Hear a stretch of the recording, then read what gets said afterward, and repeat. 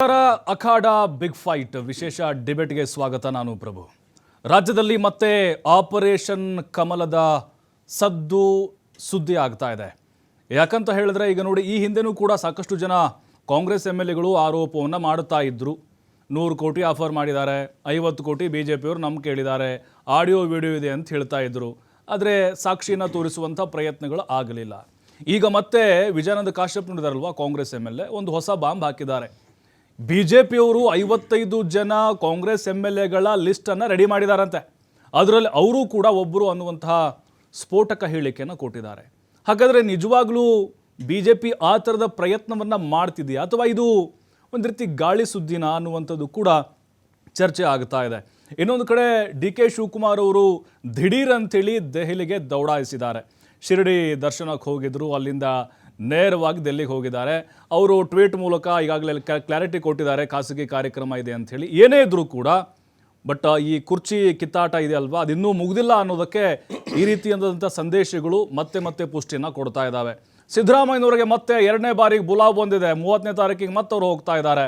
ಇನ್ನು ಸಾಧನಾ ಸಮಾವೇಶದ ಮೂಲಕ ತಮ್ಮ ತವರಿನಲ್ಲಿ ಶಕ್ತಿ ಪ್ರದರ್ಶನ ಮಾಡಲಿಕ್ಕೆ ಮುಂದಾಗ್ತಾ ಇದ್ದಾರೆ.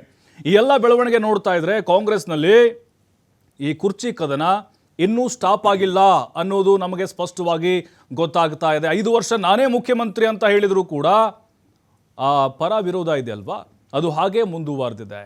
ಇದರ ಜೊತೆಗೆ ಈಗ DK ಶಿವಕುಮಾರ್ ತಮ್ಮ ತಾಳ್ಮೆಯಿಂದಲೇ ಹೈಕಮಾಂಡ್ ಮುಂದೆ ದಾಳವನ್ನು ಉರುಳಿಸಲಿಕ್ಕೇನಾದರೂ ಹೋಗಿದ್ದಾರಾ, ಅಥವಾ ಹೈಕಮಾಂಡ್ ಕೃಪಾ ಕಟಾಕ್ಷ ಅವ್ರ ಮೇಲೆ ಏನಾದರೂ ಇರಬಹುದಾ?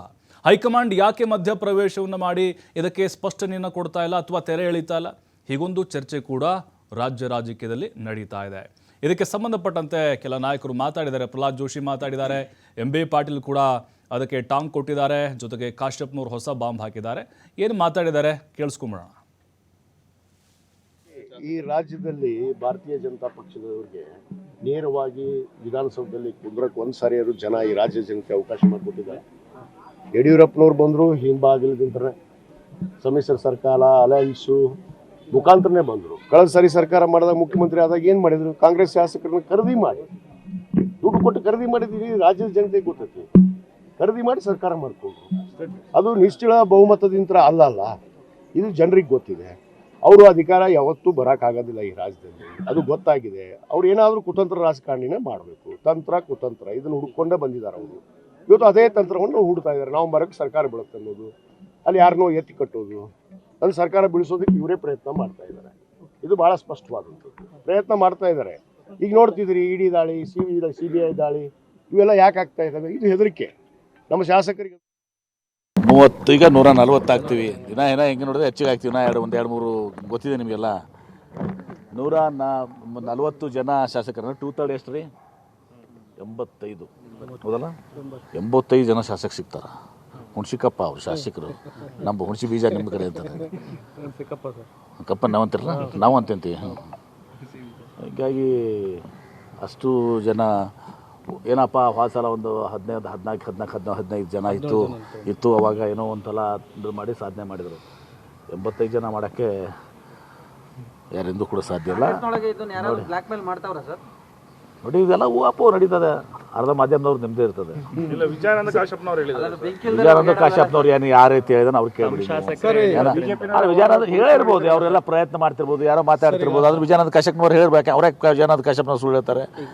ಆದರೆ ಇಷ್ಟೇ, ಅದು ಆಪರೇಷನ್ ಕಮಲ ಅಸಾಧ್ಯದ ಮಾತು ಅಷ್ಟೇ ಅಲ್ಲ. 5 ಮಂದಿ 55 ಮಂದಿ ಅಂತ ಹೇಳೋದು ಇದು ಡೈವರ್ಟ್ ಮಾಡೋ ತಂತ್ರ ಇದೆ.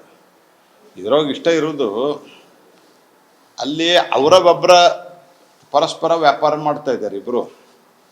DK ಶಿವಕುಮಾರ್ ಅವರು ಮತ್ತು ಮುಖ್ಯಮಂತ್ರಿಗಳು ಅವರ ವ್ಯಾಪಾರ ಮಾಡಲಿಕ್ಕೆ ಶುರು ಮಾಡ್ಯಾರ.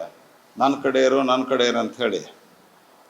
ಮೊನ್ನೆ ಸಿದ್ದರಾಮಯ್ಯನವ್ರು ಏನು ಹೇಳ್ಯಾರ, ಅವ್ರ ಹತ್ರ ಅವ್ರಿಗೆ ಭಾಳ ಬೆಂಬಲ ಇಲ್ಲ ಶಾಸಕರದು ಅಂತ.